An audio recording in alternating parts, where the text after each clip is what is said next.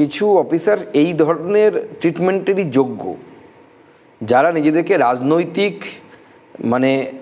রাজনৈতিক কর্মী হিসেবে বানিয়ে ফেলেছে। তাদের এরকম করার কথা ছিল? কোনো রাজ্যে হয় না, কংগ্রেস শাসিত রাজ্য এরকম হয় না। আমাদের বিরোধী কংগ্রেস বা কেরল আছে, পুলিশের মতো থাকে।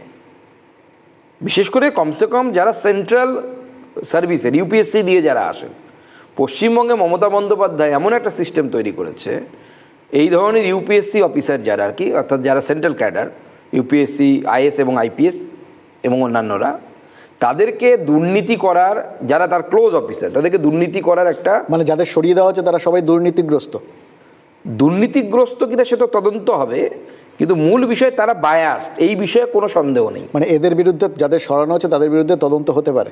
বায়াসনেস আছে, আমি এটা বলছি। তদন্ত করা যেতে পারে, তদন্ত করলে অনেকে ধরা পড়বে। আপনি বলুন না, এখন জানা যাচ্ছে 2024 সালের 30% সিসিটিভি ক্যামেরা অ্যাক্টিভ ছিল, বাদবাকি অ্যাক্টিভ ছিল না। সকালে 1 ঘন্টা হয়েছে বন্ধ, শেষে 1 ঘন্টা হয়েছে। তো এই সমস্ত ডিএম যারা ছিলেন সেখানে ডিউটিতে, তাদের বিরুদ্ধে তদন্ত হওয়া উচিত না? কেন করেছিলেন তারা? বিনা স্বার্থে, হয় ভয়ে করেছিলেন, না হয় প্রলোভনে করেছিলেন, বা কারো ইনস্ট্রাকশনে করেছিলেন।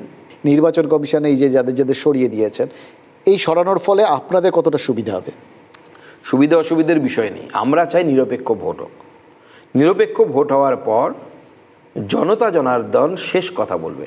তারা যদি মমতা বন্দ্যোপাধ্যায়ের এই অরাজক শাসনকে আরও কিছুদিন কন্টিনিউ করতে চান, এটা তাদের গণতান্ত্রিক অধিকার। আরও কিছুটা পেছনে যাব, অসুবিধা নেই, তারপরে বিজেপি এসে টেনে তুলবে। মানে কিন্তু সেই জায়গাটা থাকা দরকার। আপনারা তো বলেন যে নিরপেক্ষ ভোট হলে আপনারা নিশ্চিন্তে জিতবেন। দেখুন, যে পরিস্থিতি দেখা যাচ্ছে, মমতা বন্দ্যোপাধ্যায়ের কেন্দ্রে 47,000 ভোট উড়ে গেল বা উবে গেল বলা ভালো। তো কী পরিস্থিতি বুঝতে পারছেন তো? আমার কাছে তথ্য এসেছিল যে গত লোকসভা নির্বাচনে অর্জুন সিংকে হারানোর জন্য 40,000 ভোট প্ল্যানফুলি ফেক ভোটিং করানো হয়েছে, নাহলে ওই সিট আমরা জিততাম। 40,000 ভোট তৃণমূলে ফেক ভোটিং হয়েছে। এবার হবে না। এবারে যে দুই ফেজে, মানে অনেকদিন পর আমরা দেখছি দুটো মাত্র ফেজ, এত কম ফেজে বাংলায় ভোট হচ্ছে, এবং সেটাও আপনার একদম সব শেষে, বাকি রাজ্যগুলোর পরের দিকে একদম, যে সবার ওখান থেকে হয়তো পুলিশ আসবে বা পর্যবেক্ষক আসবে আমরা জানি না। এইটাকে আপনারা কীভাবে দেখছেন? এটা আপনাদের সুবিধে?